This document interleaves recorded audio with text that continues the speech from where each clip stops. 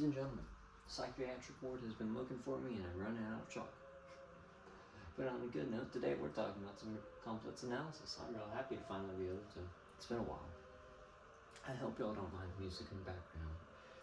As in, I really hope it's not too loud.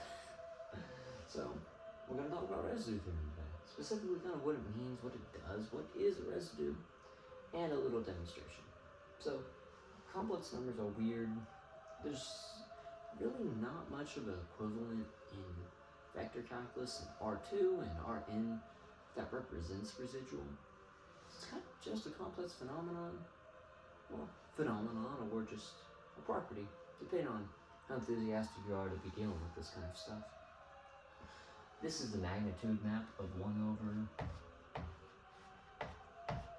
z. However, we are going to be doing it on the function 1 over z itself. So, just so no one gets confused. I kind of wanted to do this graph, and I was real proud of being able to draw it, by the way, because it has pole in it. Pole and singularity. That singularity lies at 0. But that pole comes up. And because of how it is, usually a surface in C, if you walk all the way around it, and your function's analytic, that's a big thing. And being analytic, that is, you can make a series out of you. Like, I'll make a series out of you like it's one of those Disney songs. Well, that means that you are going to end up at 0 if you walk all the way around it. Think about walking in a circle here. I walk. I end up where I started. Not here, baby. You're going to be messed up by residue. In fact, it's going to be 2 pi I times that residue. And we're about to calculate what that residue is going to be. So, there's kind of our simple graph. Unfortunately, I'm going to have to erase it. Heartbreaking.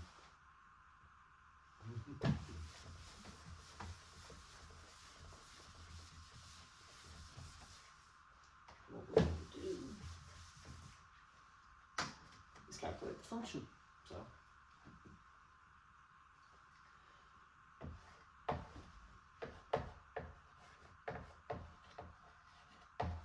1 over z.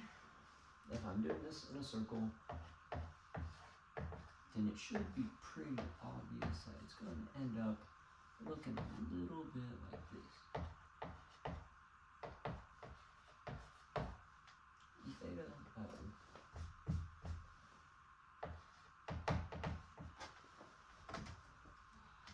so that's going to be equal to 1.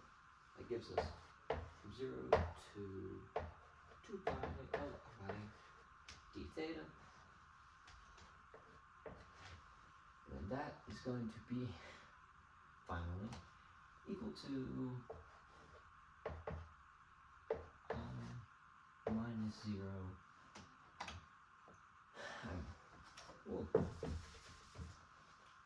What that gives us is 2 pi I minus 0, which is obviously just equal to 0. And, well, that gives us the interval value. So now we can go back to our formula for residue theorem.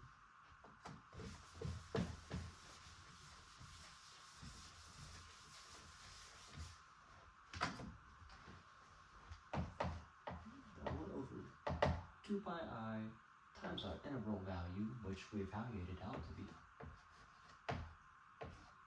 2 pi I is going to be equal to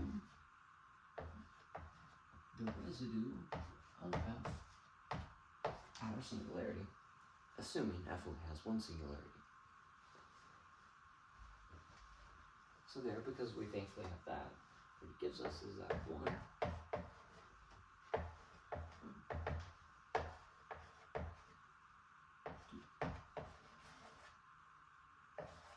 and 0. So there. Now what this means is I can calculate any other integral that is a closed line integral for the function 1 over z. So let's just think of an integral that wouldn't be fun or has a lot of parts to it.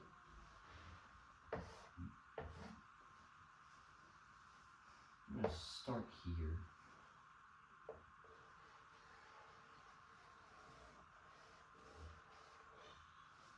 Okay, there.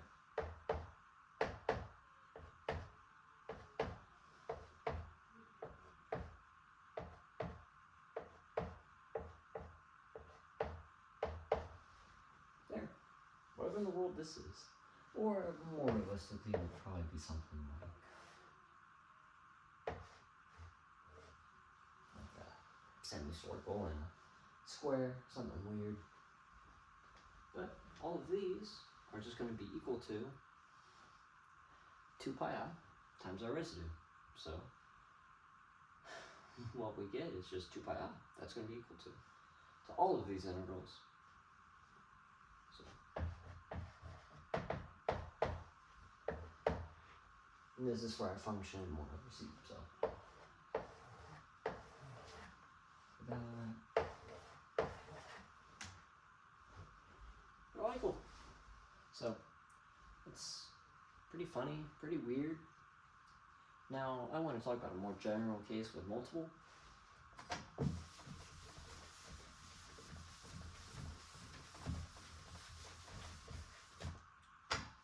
Suppose we have some weird function in the complex numbers that looks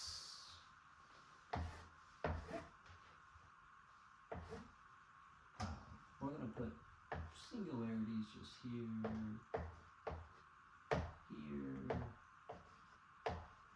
here. Okay. So we want to calculate that integral, and that integral of the function.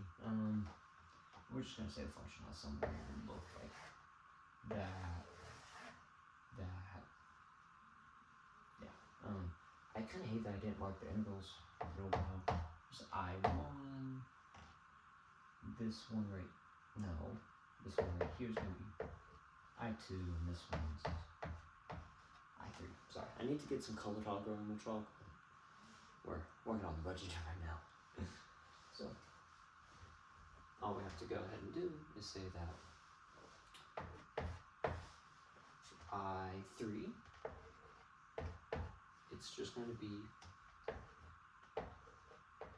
2 pi I times the residue of f at, for all of them, S1 plus the residue of f at S2 plus the residue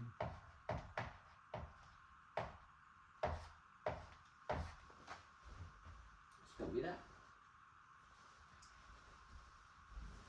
for I2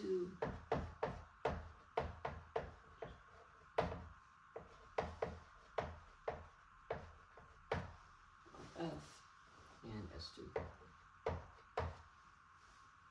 And for I1, which contains singularity 2 and singularity 3,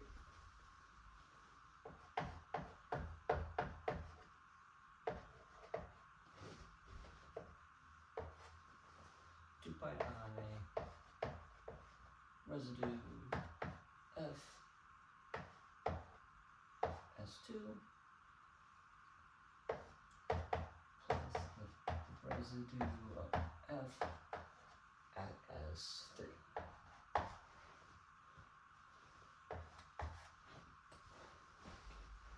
So that's our kind of multiple case.